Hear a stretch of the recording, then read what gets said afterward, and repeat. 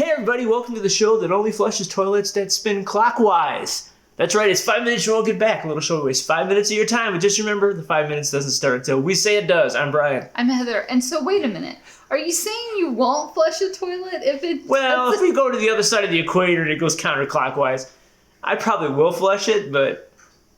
Okay, I'm just checking. If we're staying in a hotel, I'll flush it. But if it's in a public restroom, for the record, I won't flush it. But I usually only poop in the hotel room, so... There's a little bit of information for all you out there.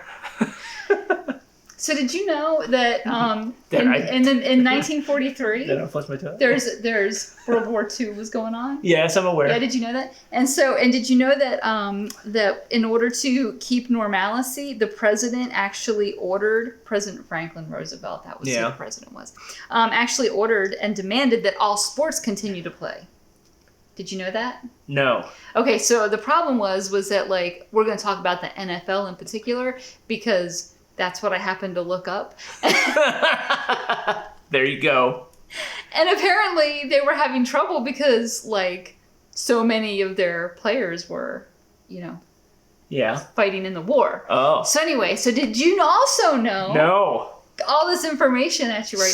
So much info. So basically in Pennsylvania. Yes. Did you Penn know State. that? Did you know? This is called Did You Know? We're never going to get to the topic Brian, today. Did you know? The 5 minutes is over. We'll sing a song. Anyway, the rival teams, Philadelphia Eagles and the Pittsburgh Steelers, actually temporarily teamed up to form the team, the Steagles. The Steagles. I did not know. The two coaches actually hated each other. So they did it to kind of like jeopardize the team? Well, no, they were trying to be able to continue to play in the NFL because they didn't have enough players on their own. And so a lot of other NFL teams were like actually drafting like retired players and trying to like find like, but not all of them were fit to play. But they needed so many players. But so Pennsylvania's decision so that they could play was to put the Eagles and the Steelers together to make the Steagles. Not the Beelers. Bueller? The Beelers. The Steagles. I can imagine. There you go. Can you imagine the merch right now for the Steagles? Well, it would be half. It would be a half eagle, half beagle. It would have to be a half eagle. Yeah. Anyways, it'd be like a creature from Revelation. So, since we're talking about interesting names, Brian. So the 5 minutes starts now. We'll make this short since we've already gone a long time.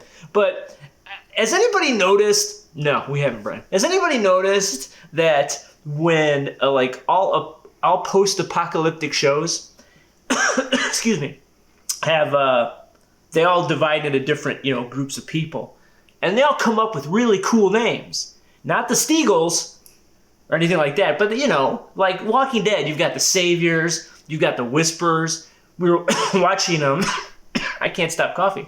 We were watching Y, and why are we watching Y? Because we like the comic. But anyways, one of the women's groups is called the Amazons. I mean, they have reasons for calling themselves that, but it's just like when the apocalypse does happen and we all group together in different groups, do we have to come up with a name? I mean, do we have to have a gang name? Do we? Is that a requirement? Probably, yeah. And who gets to vote? I mean, wouldn't you say all the teams are like all the names of the people are cool? I mean, you got Saviors, Whisperers. I don't know. Some of them I think are kind of. I don't know, but all of them are like questionable. If you heard that this group come up to you and say, "We are this," they're not gonna like. The other group isn't gonna start laughing at you. Right? Yeah, you got to be careful. My challenge is, of all you people that are writing post-apocalyptic scripts, fiction, or whatever, you need to introduce a team that everybody makes fun of with a name. I was looking at some like bad names for sports teams, and one of them I can't remember now because I don't have it with me, but I know one of them was called Fried Okra. Fried Okra. For example. Imagine like this big tough, like, remember Negan and The Walking Dead and the Saviors, and they're like, yeah, and they're like, we're fried okra. Come on. Yeah. That's genius.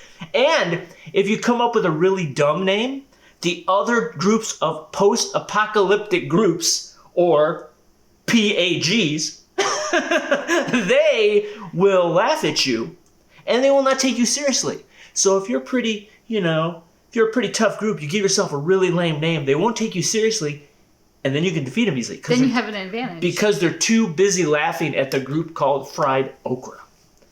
Interesting theory. So if you and also is there a group session where they all get to put names in a hat and they all get to pick try and to vote? figure it out? Now if it's like the Saviors with Negan, he just probably picked it.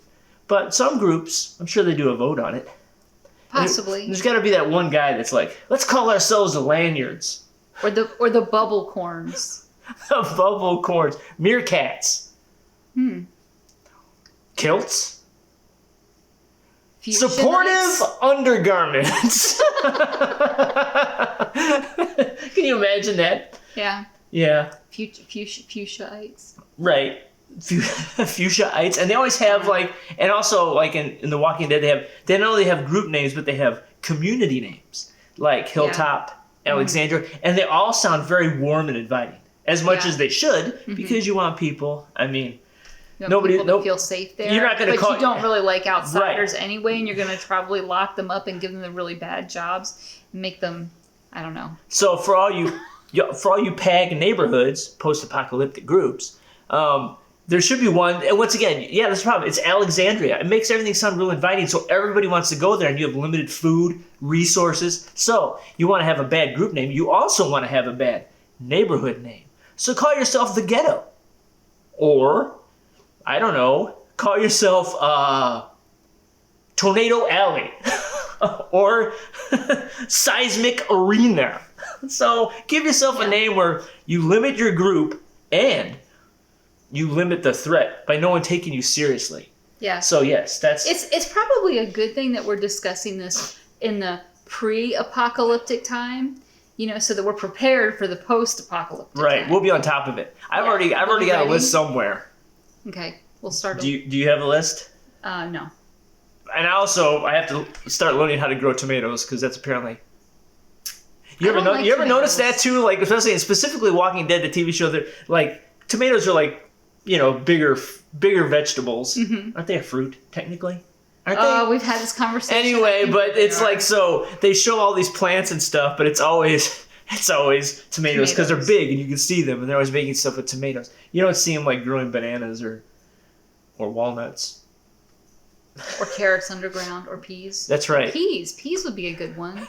Or you could call yourself Peas, and they'll be peas and carrots. No, better yet, just peas on carrots, and they'll be like, so do you like peas and carrots, or do you urinate on carrots? And they'll be like, oh, that's weird. We don't want to mess with you guys. Next thing you know, they're going to be peeing on us. We're going to step away and go back to the ghetto. Anyway, so once again, all you people, if you're coming up with a PAG, post-apocalyptic group, come up with a bad name and a bad neighborhood name, and you'll be good to go. That's our advice for you.